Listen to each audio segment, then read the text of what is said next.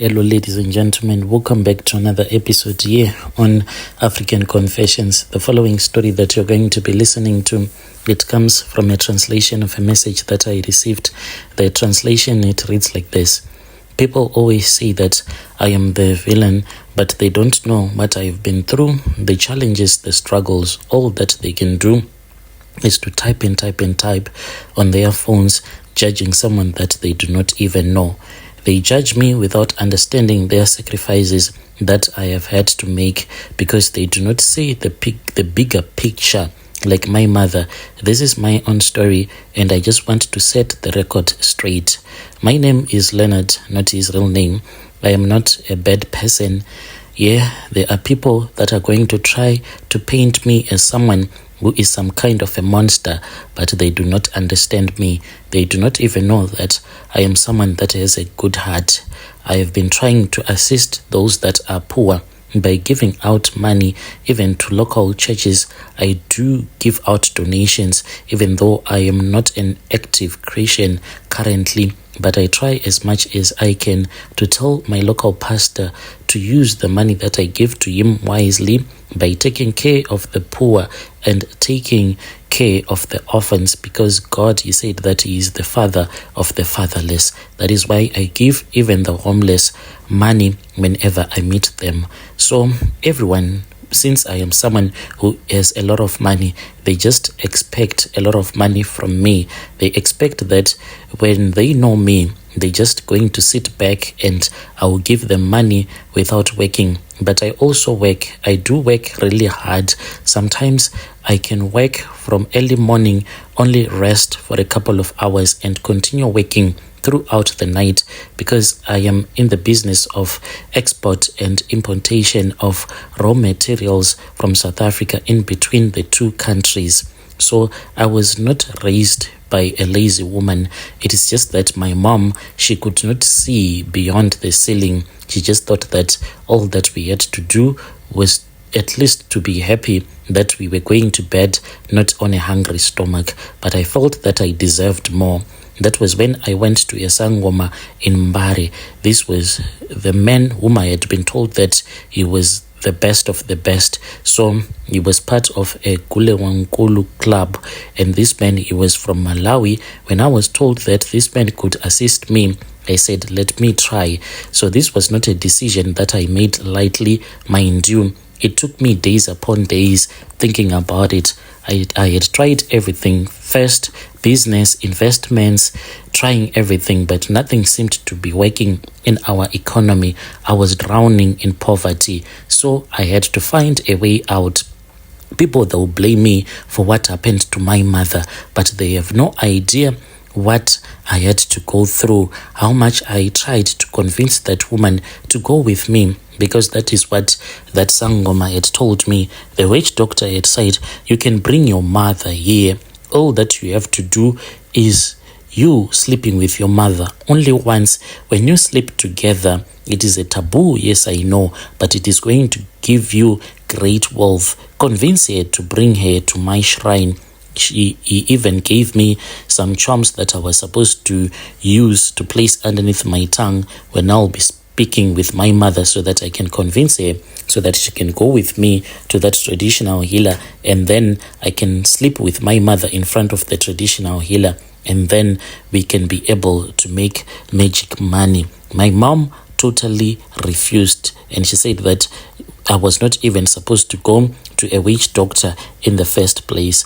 I pretended as if I was someone who had given his life again to Christ. She was happy. When everything seemed normal, that was when I returned back to Mbare, and I was in communication with that man, Apiri, and Apiri gave me an apple. So this apple that he gave me, he told me that he had been using some charms on the apple, and I was supposed to go and give it to my mother. And after I would have given it to my mother, she said that my mom was going to run mad. Even though I did not like it, but I was told that this was the plan B. There was no plan C, no plan Z. This was the last plan. Otherwise, he was going to ask me never to return back to his house again. I said, it is fine, Apiri, let me go and try to give my mom this apple.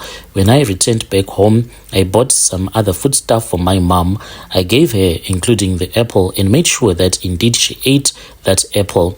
After she had eaten the apple, then my mom started acting strange, but this was a couple of months later on when I thought that the ritual did not work. But Apiri kept on convincing me that I had to wait, it was going to work.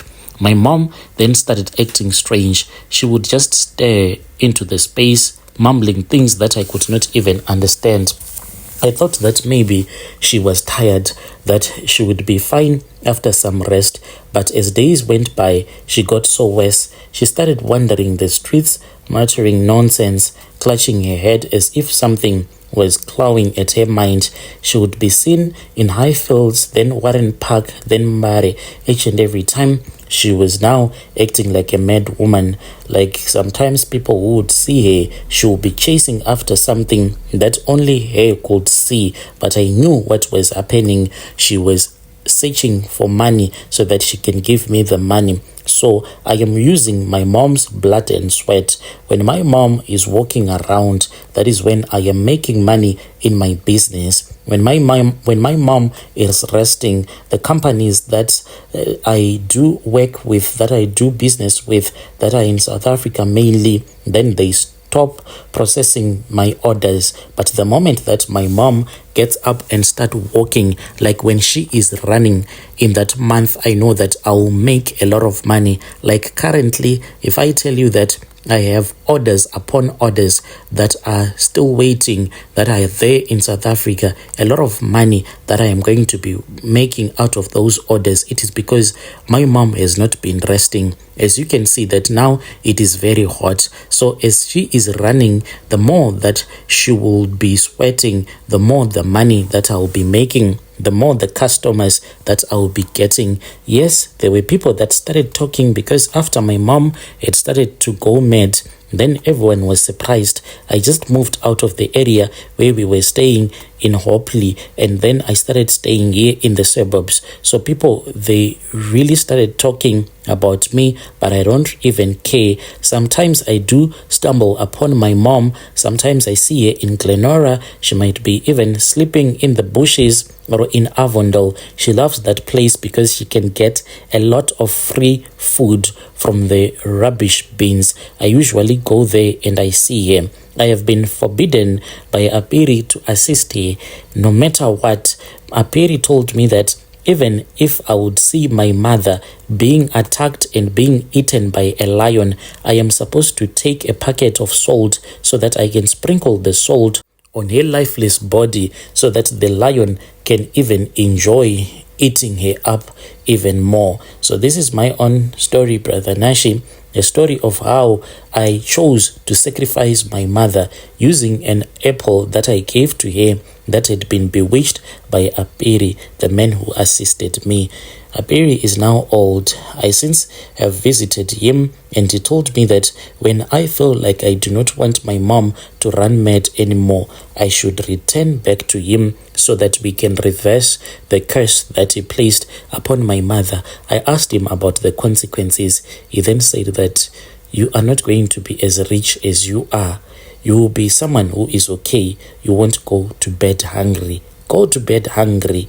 At least not going to bed hungry. That is what I do not want.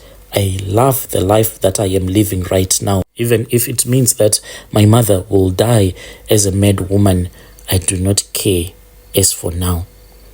Dear listeners, right there was a message that was sent to me by one of our dear brother, hoping that you were able to understand that confession. Strange things indeed they do happen in this world.